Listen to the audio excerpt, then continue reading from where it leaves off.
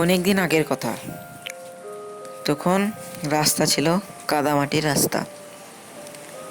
তখন ছাগল গরুর একটু বেশিই যুগ ছিল। তখন গাড়িতে বলতে ছিল শুধু ঘোড়ার গাড়ি এবং গরুর গাড়ি। এখনকার মতন তখন টোটো, বাস, ট্রেন এসব কিছুই ছিল না। একটি লোক, নাম তার রমেশ, সে তার একটি জরুরি কাজে ওদের পাশের গ্রামে এসেছিল।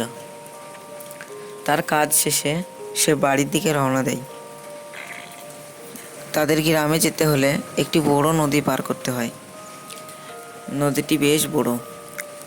নদীটি পার করতে প্রায় আধ ঘন্টা লাগে। আমি একটি গরুর গাড়িতে উঠে বসলাম এবং গরুর গাড়িওয়ালার সঙ্গে গল্প করতে করতে যেতে লাগলাম।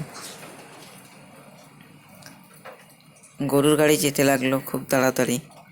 আমি যখন গরুর গাড়িতে চাপি তখন সন্ধ্যা 5:20 বাজছিল। এখন বেশ সন্ধ্যা লেগে গিয়েছে। যেতে যেতে প্রায় রাত 1:12 বাজবে।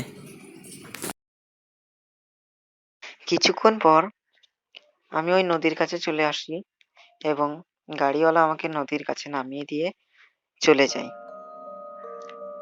যখন আমি গরুর গাড়ি থেকে নামি তখন বাজছিল 7:20। এখন একটাও মাঝি দেখতে পাচ্ছি না, একটা নৌকাও নাই। কি যে করি এখন, কখন আসবে তার নাই ঠিক। এরকম করতে করতে অনেক রাত হয়ে গেল। কয়েক ঘন্টা পর আমি একটি দূরে নৌকা দেখতে পেলাম। নৌকাটিকে দেখে আমার জানে জান এলো।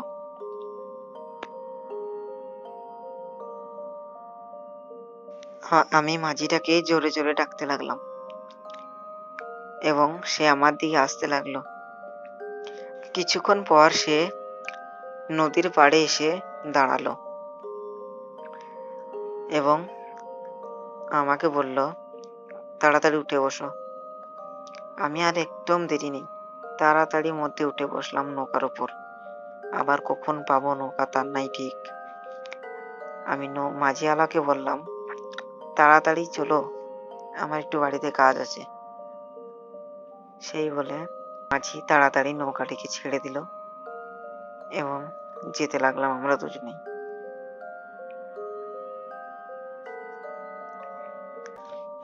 নৌকা বেশ জোরেই যাচ্ছে।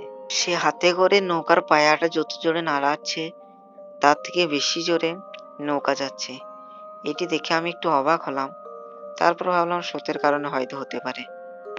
অনেকক্ষণ ধরে দেখছি মাঝি আমার সঙ্গে কোনো কথা বলছে না, তাই আমি নিজে থেকেই মাঝিকে কথা বললাম, তা ভাই আপনার বাড়ি কোথায়? কিন্তু সে উত্তরে বলল, সেটি আমার একটু বেশি অদ্ভুত লাগলো। সে বলল, আমার বাড়ি এই নদীর মাঝখানে। আমি ভাবলাম আর কি করছে। আমি বললাম, বলো আর কি করো না। ও বলল, বলা বলির কি আছে, এই নে দেখ আমার চেহারা। সে একটি বিভৎস চেহারায় পরিণত হলো। আমি দেখে একদম ভয় খেয়ে গিয়েছি। সে আমার উপরে ঝাঁপিয়ে পড়তে যায়, কিন্তু আমার হাতে একটি তাবিজ থাকায় সে আমার কোনো ক্ষতি করতে পারে। আমি আর একটুও দেরি না করে নদীতে ঝাঁপ দিই এবং সাঁতার কাটতে লাগি। সে বলে, পালিয়ে যাবি কোথায়, দাঁড়া আমি যাচ্ছি। সে আমার পিছু করতে লাগলো এবং বলছে, পালিয়ে যাবি কোথায়, দাঁড়া দাঁড়া। আমি গায়ের যত বল ছিল সব দিয়ে সাঁতার কাটতে লাগলাম। খুব জোরে সাঁতার কাটছি। আমার হাত এবার অবশ হয়ে আসছে। এমন সময় আমি পাড়ে উঠে পড়ি আর নদীর স্রোত মেলা। আমি পাড়ে উঠে একবার নদীর দিকে তাকাই, সে এখনো আমার পিছু ছাড়েনি। সে এখনো আমার পেছন পেছন আসছে। আমি দৌড়াতে লাগলাম। আমি খুব জোরে ছুটতে লাগলাম। ছুটতে ছুটতে আমার খুব পায়ে ব্যথা করতে লাগলো, কিন্তু এখনো সে আমার পিছু ছাড়েনি। কি যে করি আমি এখন, তাবিজটার জন্য সে আমার এখনো কোনো ক্ষতি করতে পারেনি।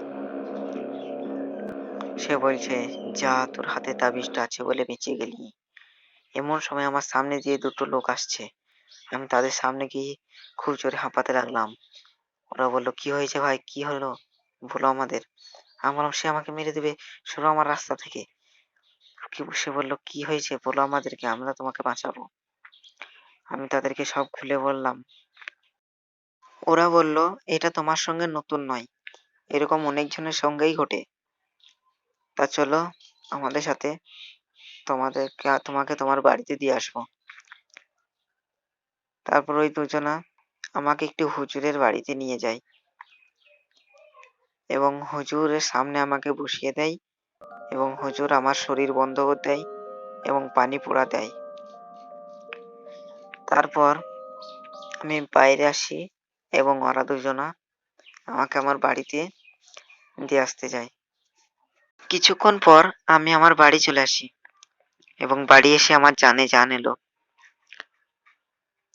আমি বাড়ি ঢুকে বসে পড়লাম আর ভাবতে লাগলাম যে আমার হাতে আজ এই তাবিজটা ছিল বলে বেঁচে গেলাম, না হলে সে আমার আজকে কি যে করতো তার নাই ঠিক। তারপর থেকে আমি আর রাত্রেবেলায় একলা কোনো জায়গায় যাইনি। তো বন্ধুরা, এ ছিল আজকের আমার ভিডিওটি ভালো লাগলে একটি লাইক করবেন আর চ্যানেলটিকে সাবস্ক্রাইব করতে ভুলবেন না। আর ভিডিওটি কেমন হয়েছে একটু কমেন্টে জানাবেন। ধন্যবাদ।